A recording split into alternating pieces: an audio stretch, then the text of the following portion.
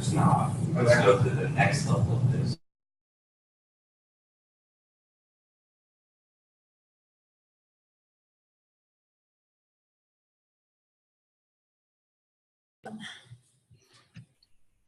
Okay, I'm just going to do a quick intro, James, and then the teams can introduce themselves. Sounds good. It's kind of a little cut. I've got the camera rigged up on top of our TV screen, so you might people might have to duck down so you can actually see. Yeah, I look like I'm up in a corner somewhere. Whether people maybe want to move forward or see, can actually see that. Can you yeah. Is that better? You might have to duck down. There you go. Ready to squeeze into this one little spot in front of my camera. Maybe move the camera up a little. Yeah, I don't want to mess with the camera. It doesn't. I think it might fall down. Yeah. Is that better? Yeah. There you go. Hi, okay. everybody. I just needed someone tall. We've got James Marion here from JPM Law.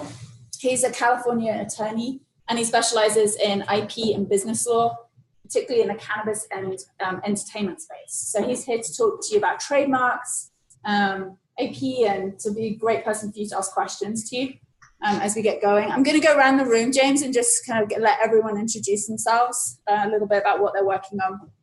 Great. So, yeah, and guys, for purposes of the conversation while you're introducing yourself, why don't you just tell me what your company name is and what your brand is, and then that'll easily kind of seg into what we're talking about today.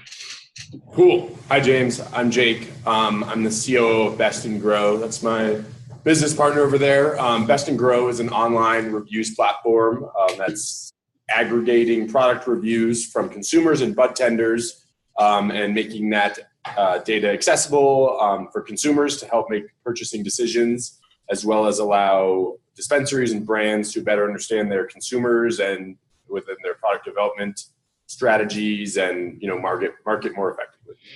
Okay, thanks. hi, James. I'm Kirsten Knudsen. We spoke on the phone a few weeks Oh ago. yeah. Hi, Kristen. How are you? So, people operations, you already know. Right. Okay. I'm Andrew, CEO and co-founder of Best and Grow. So, Great. Good to meet you. nice to meet you, Bill. Hey, James. Tom Quigley. I'm working with BLA. Tom, I know you. I know. How you doing? Good. How you been? Good. Executive level retreats and experiences. So, sorry, Tom. Say again. What? I didn't realize you were doing the program this year. What's the company? I'm actually working with the team. I just started working with a new team this week, and they're doing executive level retreats and experiences, basically, for executives. Okay. Oh, sorry. What was the name of the company or the brand? BLA. It's Italian for honey. Gotcha. Miele. Okay, gotcha. Couldn't hear you. I lost my voice this weekend, so. Okay, sorry. I won't make you yell at me.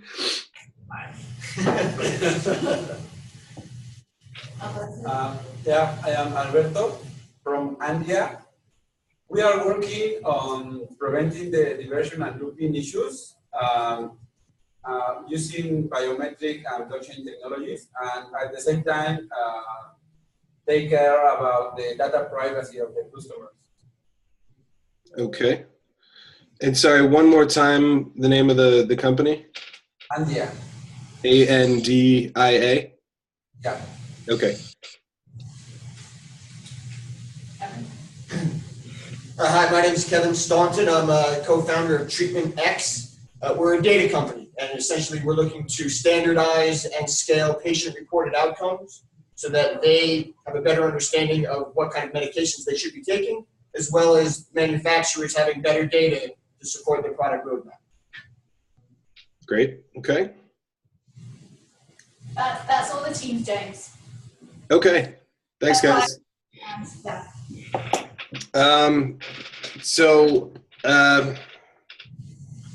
Sounds like a decent spread of products within kind of what I expect to be Canopy's more ancillary focus on the industry.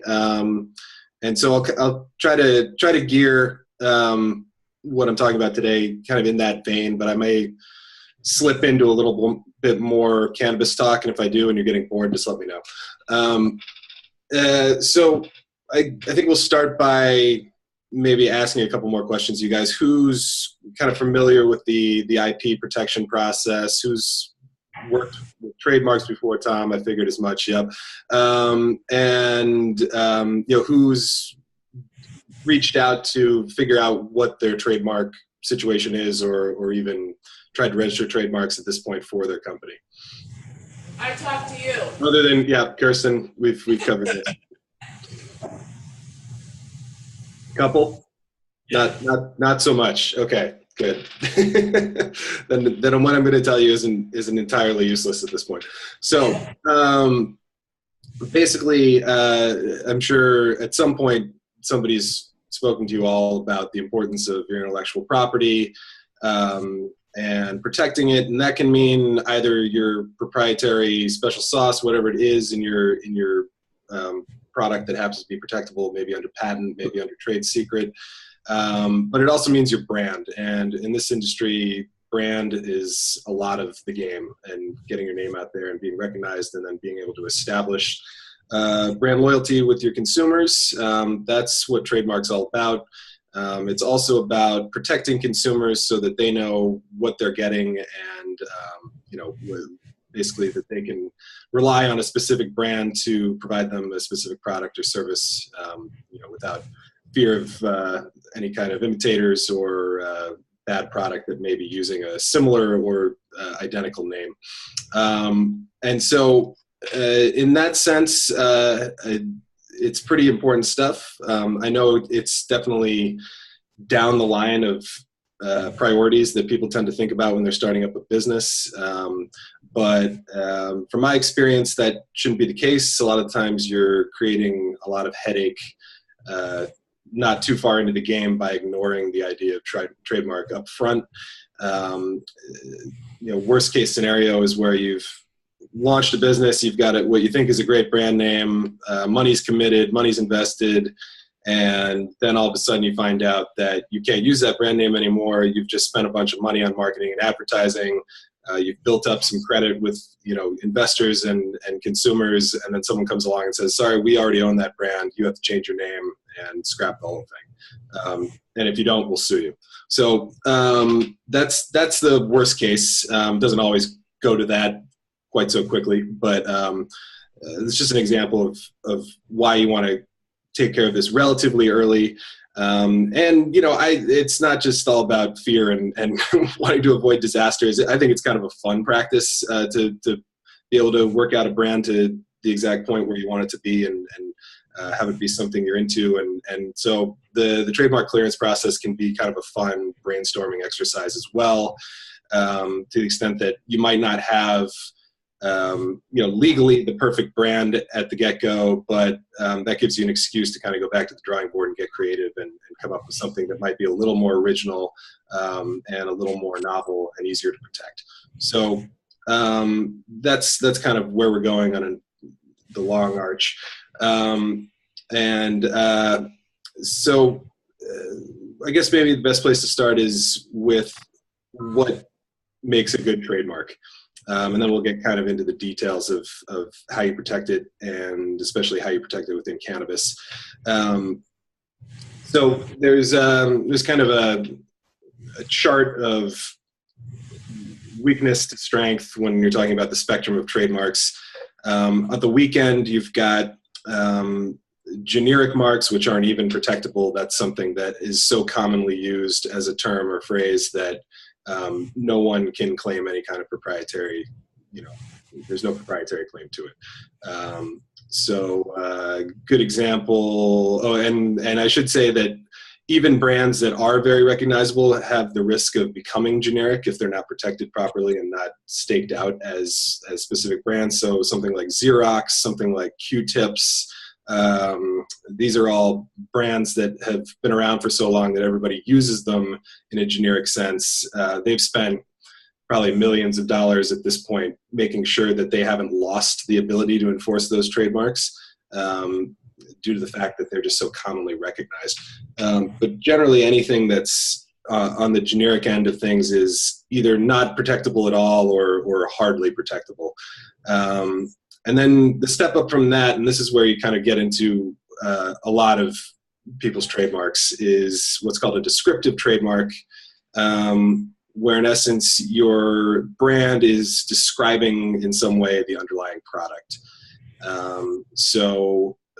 Let's see, we've got a few data companies here. None of you fall into that category, which is good, but maybe an example would be Cannabis Data Solutions, something like that. You know, it sounds like a good enough name, right? And basically what you're going to run into when you go to try and register that mark is the United States Patent and Trademark Office is going to come back and say, well, you're just describing what it is you do, what your product is. We can't give you a monopoly on that, so this isn't a particularly powerful mark. That doesn't mean it's rejected outright. They can relegate you to what's called the supplemental register at the PTO, which is basically just a way to track time of your use of a mark. And then over a certain amount of years, certain amount of dollars spent on marketing and advertising, you can go back to them and say, hey, look, we've been the only cannabis data solutions people in the game for 7 years. We've spent, $2 million on marketing and advertising. If you ask somebody on the street what Cannabis Data Solutions is, they say, oh, it's us. So if you can go back to the feds and prove that eventually, then you can get a full registration and you can protect a descriptive mark. But that's kind of a long road. And so it's not exactly the best way to start when you're trying to come to a conclusion on your trademark up front. And what you want to be getting into is the next couple categories. The first of which is called arbitrary trademarks. The best example of which is Apple, which is something that is completely generic if it's an apple, but it's completely arbitrary if it's a computer. So any use of a common term for a product that is otherwise completely unrelated to that common term is a pretty strong trademark. That's an arbitrary trademark. And then last and not least at all, it's the most strongest trademark you can have is a novel trademark, and that's something you've come up with entirely on your own. It's a made-up word. Google's a great example, but there's thousands of them out there. So that's kind of the spectrum of trademark strength to weakness. Anywhere towards the arbitrary or novel end of the spectrum is looking good. I'd say that's probably makes up about 40% of trademarks, maybe 35% of trademarks out on the market. The rest are somewhere in that gray area between arbitrary and generic. And sometimes they're combinations of the two. You can have some novel or arbitrary components to a trademark, but you can also have some descriptive components to a trademark. That's generally okay. You would end up disclaiming the descriptive part of the mark and really just protecting the part that you've come up with or that is arbitrary. So in your guys' case, just a sampling of some of the brands I heard. Best in Grow, that's pretty good. It's a play on words. It's a for what you're doing, it's not, I can't think of what that would really be descriptive of. Probably cultivation, but that's not what you're doing. You're doing data. So that's pretty strong. Let's see, Miele. I can't see how that's arbitrary. That's pretty good as well. Andia, does that mean anything in another language, or is it a acronym or anything like that? Yeah, it's an acronym from another name from Angel. Okay. This code is Angel Diaz, and it's ANDIA. So gotcha. Yeah. Okay, that's a good one. Essentially novel because you've created a word out of component words. Treatment X. It's good. I don't want to come down on you. It's I'm not sure where it falls on the spectrum, so I'm having trouble defining it. But given what you're doing, there is some connection to the underlying product, but I think it's probably it's not going to trend too close to descriptive because it really doesn't describe what's going on with your product, and also the X component kind of brings it away from that descriptive quality. So I'd say it's somewhere, bordering on arbitrary, and that it's probably going to be fine. The first thing you want to do, and you can do it with someone like me or yourself and your team, is kind of sit down and say, hey, what's my trademark looking like? Is it strong? Are we happy about this?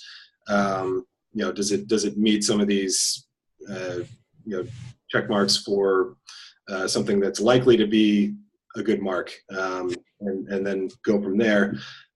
Next step is really where you do get into the realm of us lawyers, and that's figuring out how you're going to protect this moving forward. The standard, tried and true practice over the last 100 years is to go get it registered with the federal government. You can get trademarks registered at the state level. And then trademarks are actually fundamentally protected through use in commerce. So you don't need a registration to protect a trademark. You just need to use it on your product and be able to prove that and prove it in a continuous stream from start to finish. And that's why you'll see, especially in the cannabis industry, a lot of the TMs up there, which is basically announcing that I'm protecting this trademark. I sell pre-rolls, so the federal government's not going to give me a registration, but at the common law, I'm establishing a record of use of this mark in commerce, and I'm going to protect it at that level to the extent that I'm able. Now, that's great, but it also requires a lot of heavy lifting on the legal side, which is why we have registrations. They act as basically prima facie evidence of ownership and use. So when you send those cease and desist letters to someone who is using a similar or identical mark, and it's got a federal or state registration attached to it, that tends to come with a lot more oomph than if you're just sending a cease and desist saying, yeah, I've been using this for a long time. I've got nothing to prove that. The person on the other end is much more likely, especially if they're speaking to an attorney themselves, come back and say, oh yeah, we'll prove it. And then that kind of slipping quickly towards a court battle, which is what everybody wants to avoid in these situations. So registration is a powerful tool for enforcement. And the gold standard, like I said, is a federal registration that covers all the U.S. jurisdiction. It acts as a springboard into international jurisdictions for people who are expanding into other markets abroad. And it's generally been the practice that you don't bother with a state trademark at all. You go straight to a federal trademark and take care of it on that end. The state trademark has been kind of a thing of the past, back when the country was much more regional as far as its markets. You could have trademarks existing in California that were identical to trademarks existing in New York, but they'd never see each other or compete with each other. So the state trademark was really all you needed. That's very much not the case anymore. The internet pretty much abolished that for all time until the cannabis industry came around, and you've got the federal government ban and basically creating these compartmentalized jurisdictions from state to state where cannabis is legal. So strategy for those companies that are dealing specifically with the plant has been to seek protection at a state level.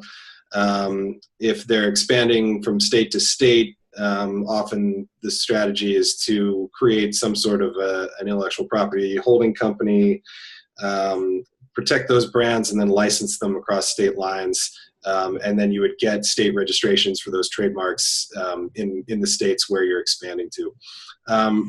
Now, you guys are falling somewhere out of, probably all falling out of that. Is that Patrick? Hi, Patrick. Hey. being more on the ancillary end of things, that's probably not as much a concern for you guys. Instead, what you have to deal with is kind of the hoops that the federal government's going to make you jump through for being affiliated with cannabis on your way to a federal registration, which in and of itself can be a real pain in the ass, but is generally not prohibitive of getting federal registration. So typically what you're dealing with there is a process where you apply for your registration, the examiner comes back and says, hey, I noticed on your website that you're directly catering to the cannabis industry. They're going to send you an initial refusal saying you have to basically explain yourself and explain to us that you're in compliance with the Controlled Substances Act. At which point, then we can proceed with this registration. So that could be fairly simple, especially for companies like yours, where we're talking about, data privacy, patient data, stuff like that is pretty easy to parse from the Controlled Substances Act. Nothing too big there as far as hurdles. Tom, I don't know about you. What's your product like? Are you doing? Can you describe the? Yeah, they're going to be executive level type retreats. Okay. And evolving into what's called a hosted buyer show. So they're starting out with that. The name means honey in Italian, and the idea is basically the fruit of your success. Okay, and so what's going down at the retreats? Are we doing any kind of? Are we involving product in these, or is it more like a networking event or a tour, or what are we looking at? A combination of that. It's bringing together the executive level decision makers of both brands and retailers to one space. So a combination of networking and executive level skill development. Okay. Yeah, then in that case, I don't see too much issue with what you'd be doing. I know that we crossover with a appliance company. So I just started working with this group recently, and so I don't know if that. So there's an appliance company that uses the same name, but it's a different vertical, or so. I'm not sure if there is going to be any potential. When we say appliance, what are we talking about? I don't know exactly. I think they make like kitchen appliances. Oh, okay. So nothing in cannabis related. Gotcha. Yeah. Yeah, I mean, it sounds to me like you're probably in the clear as well. And so basically what my point is here is you guys, depending on what your strategy is, don't feel shy about marketing yourselves as cannabis companies. I think there's a tendency to run in the other direction. I want to protect my brand, but I don't want to piss off the feds.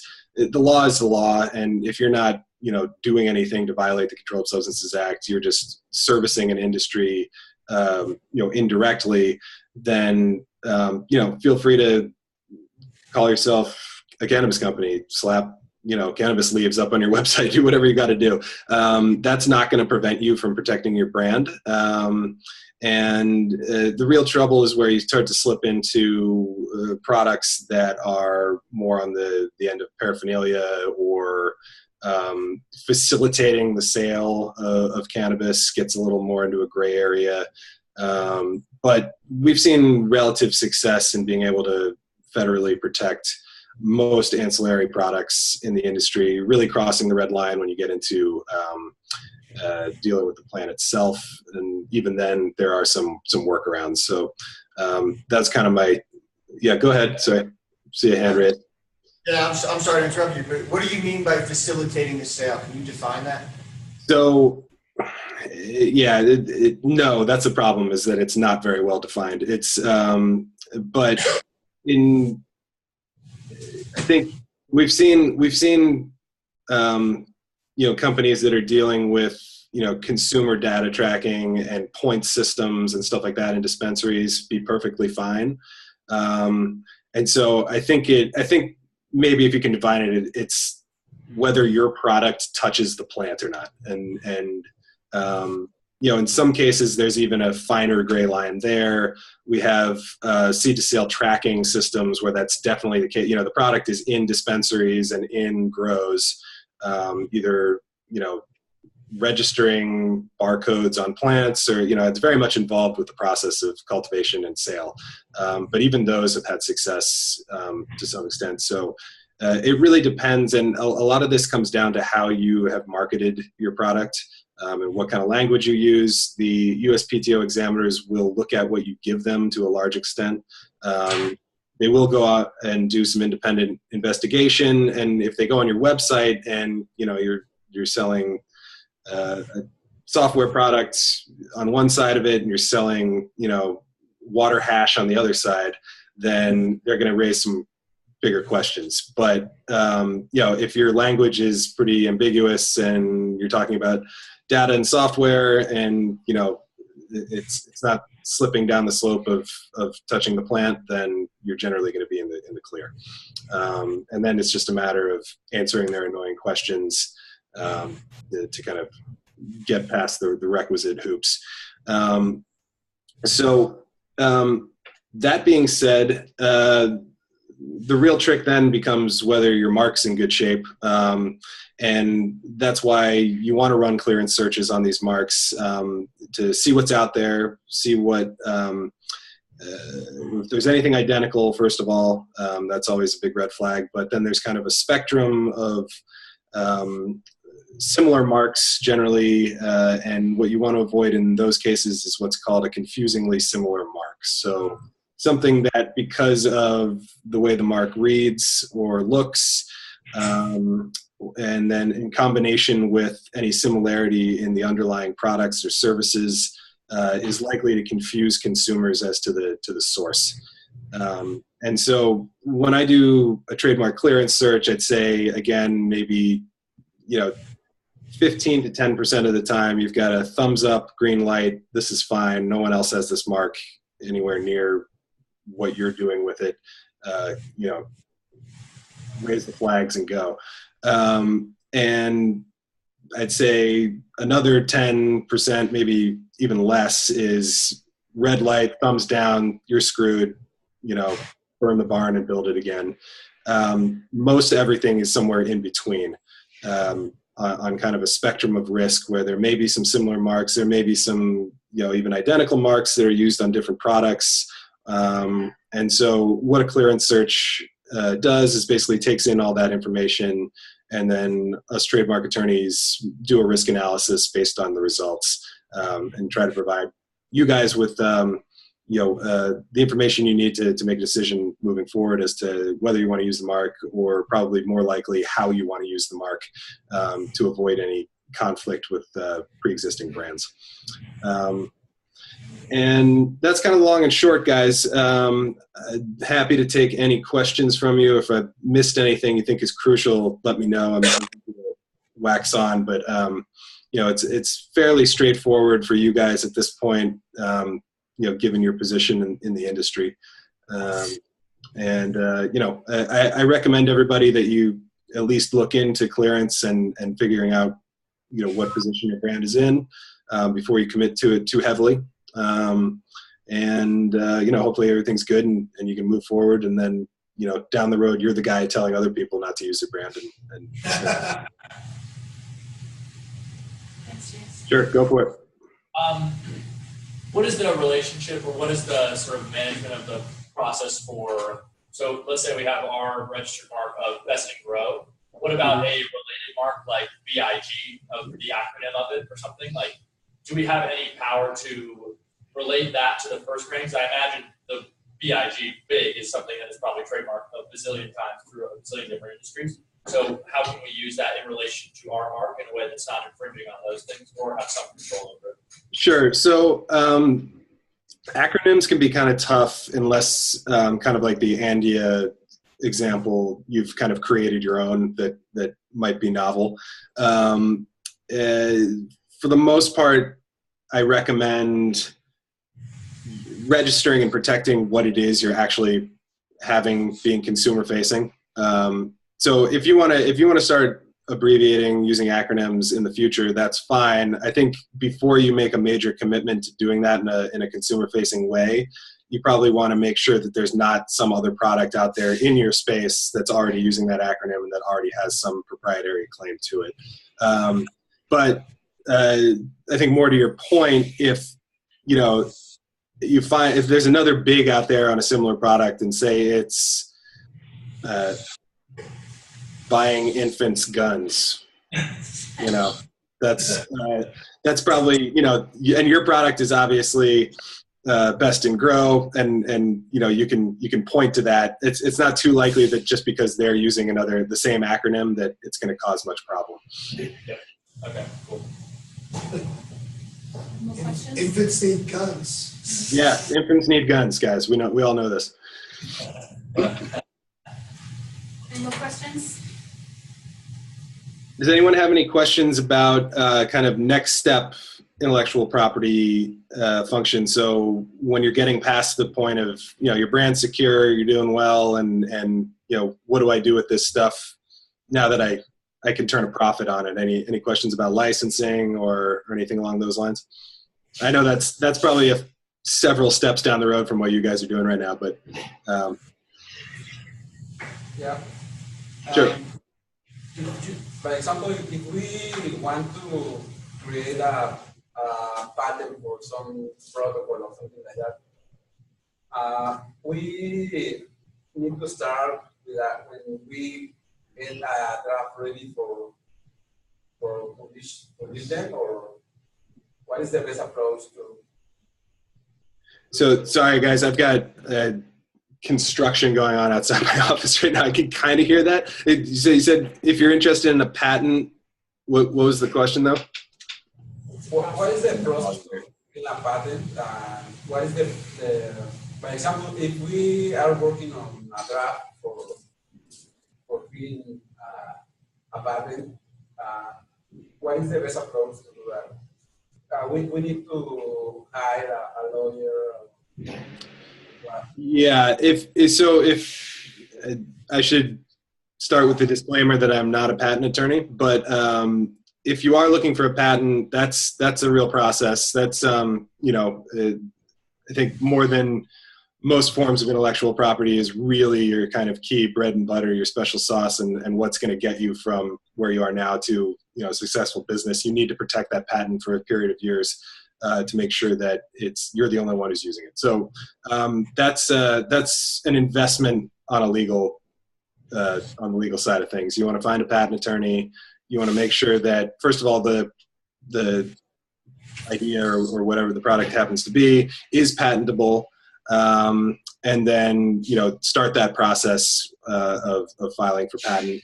It's long, it's relatively expensive, and as most people will tell you, it's not something you want to necessarily just start throwing money at lightly before you've done the research and spoken to some attorneys to make sure that entering the process is going to end up paying off for you in the end. You're usually looking at somewhere in the area of $20,000-$30,000 to get to a patent. But if that's going to be the key to success, then it's certainly where you want to be looking right now. If you want to reach out to me after this, I'm happy to put you in touch with patent attorneys that are familiar with this industry, and you can have a conversation with them and see where you might be able to go from there. Okay, thanks. Yep. Any other questions? Well, you said you're not a patent attorney, but if you have thoughts on patent pools and shared patents, do you have any thoughts on that? Patent pools and shared patents? Yeah. Not many.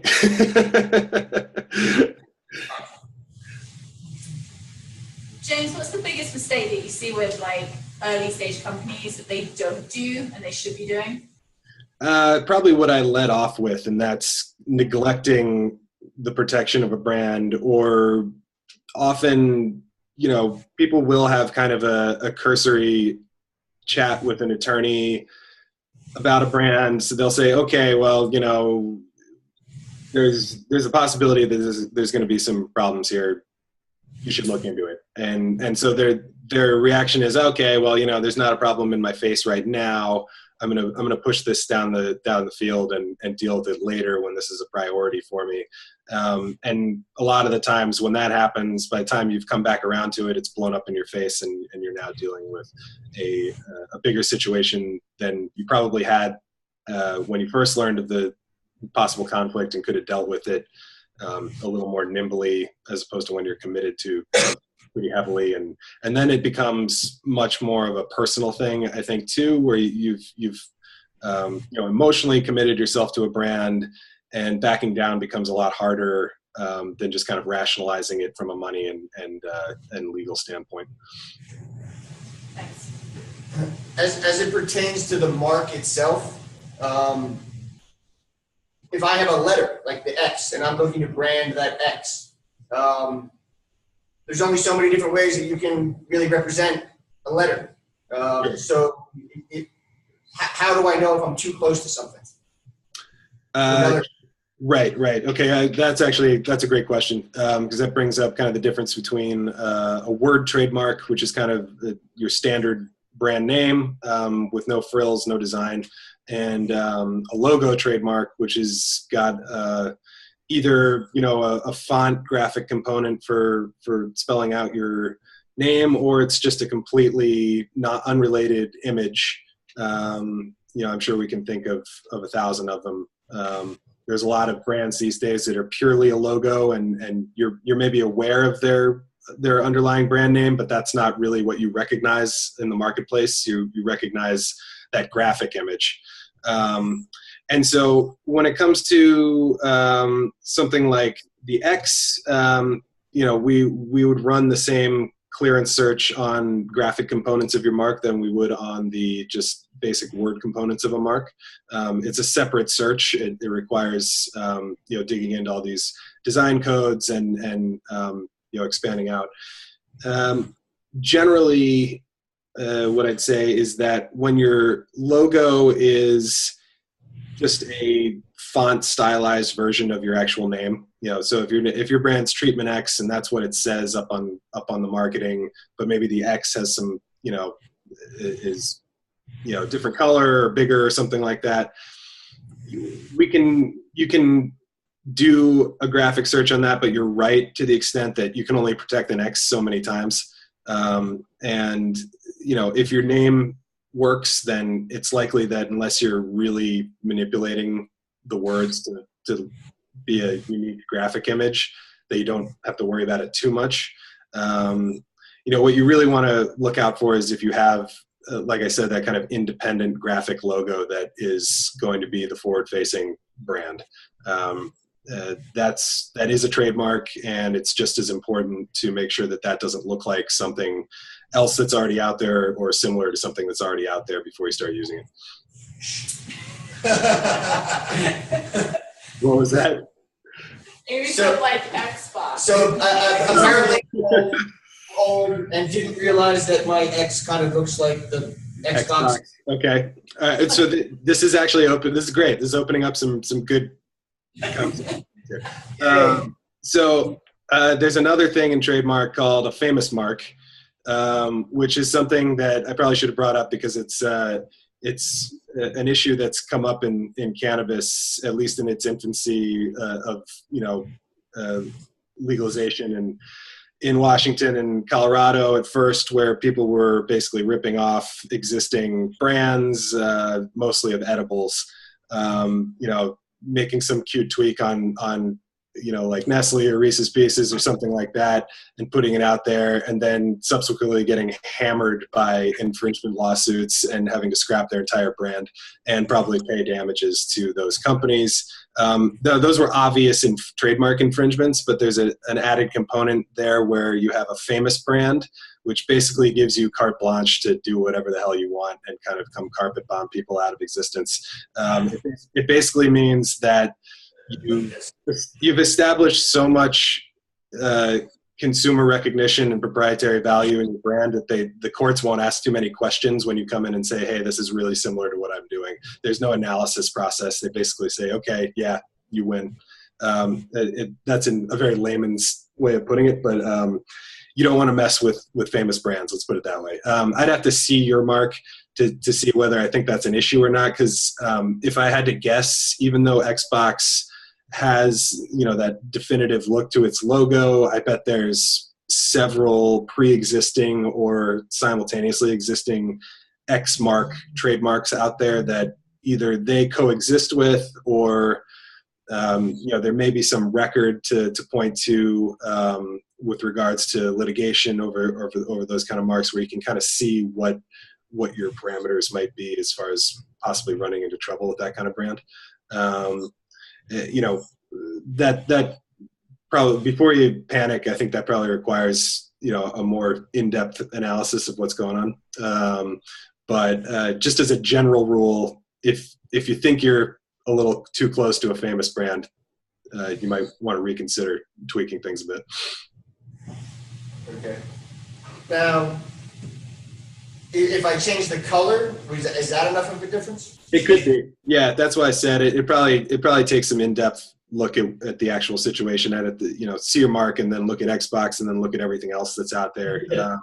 And yeah, I mean, it could be as easy as changing the color. You know, if there's 100, let's say there's 100 marks in class 9 for hardware, which is probably where the Xbox falls.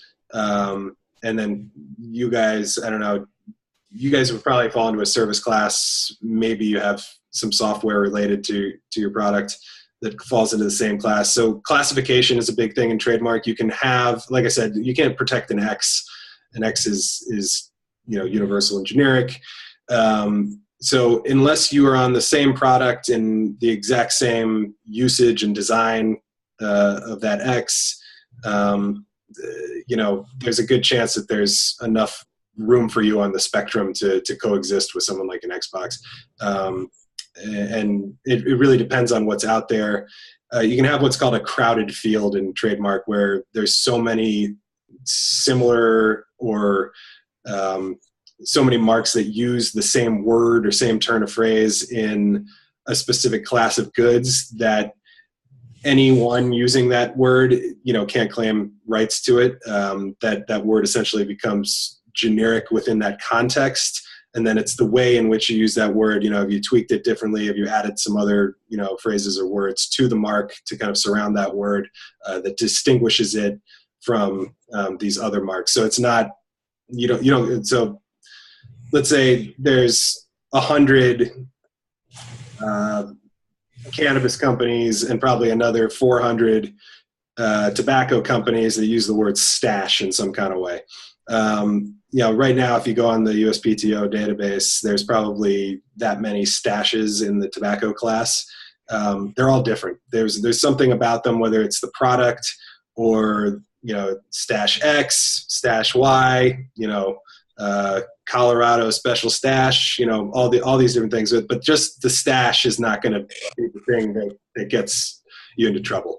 And that's what a crowded field is. So something like your X, I would bet on there being, you know, some room to maneuver there. But it's definitely something you want to check out. Any more questions? Thank you, James. That was really helpful. Sure, guys. Pleasure. Jake, will you be in Vancouver? I'm not going to Vancouver. No, I've got a busy slate. I got to plot my cannabis travel for the next few months, but I'm going to miss that one. What do you guys have coming up? Where are you right now in the process as far as Canopy? Week 7. Yeah. Pitching to RQ in a week and a half. And Okay. RQ Vancouver about a month after that. Yep. And San Francisco. All right. Well, I'll definitely see you there. All right. Well, yeah, you're in the thick of it. So good luck. Can't wait to see those pitches, guys, but good luck in Vancouver and getting everything set. I'll hopefully be in touch. Thank you very much. Have a good day. Thanks. Bye.